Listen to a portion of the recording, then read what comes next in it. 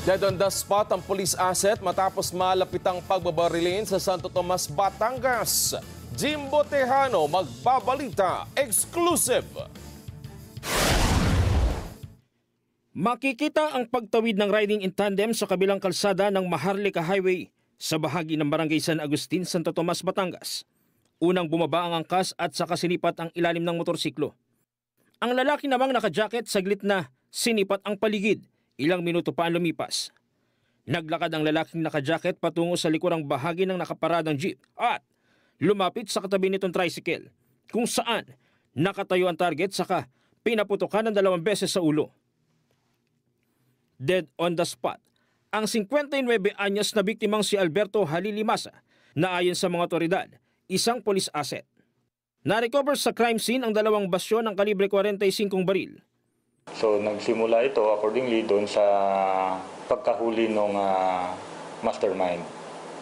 Previous na nahuli sa illegal number game na ang pinagbibintangan niya itong si victim ang nagturo sa kanya sa pulis. Agad nagsagawa ng backtracking sa mga CCTV sa lugar ang PNP para matunton ang mga suspect. Sa isang anggulo ng video makikita ang gunman at mastermind na nagpakarga muna ng gasolina sa barangay San Juan, Alaminos, Laguna. Tila naniguro muna kung may kargang gasolina ang kanilang motorsiklo bago isagawa ang pagpaslang sa biktima. Dito na pinagtagpi-tagpi ng otoridad ang mga nakalap na CCTV at impormasyon hanggang sa matukoy ang pinagtataguan ng mga salarin. So wala pa silang cover na helmet, walang cover pa halos yung mukha nila at aninag yung itsura nila. So ito, pinakita doon sa area ng escape nila at may nakakilala doon na isa at naiturong at napangalanan.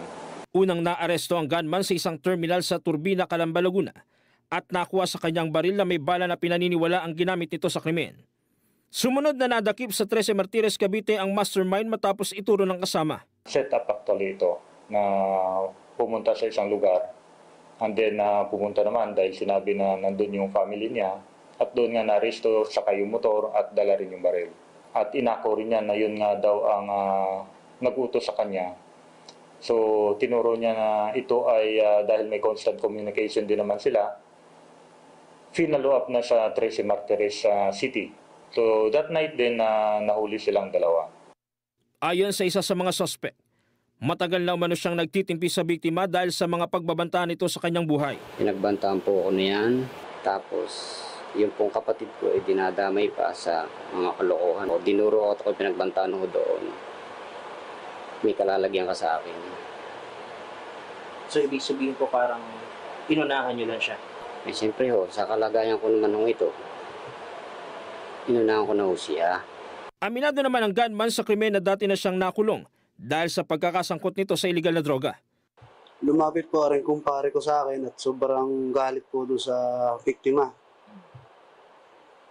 So ako po hindi ko po makapagtiis sa sarili ko at yung kumpare ko po sobrang sama ng loob. Kaya ako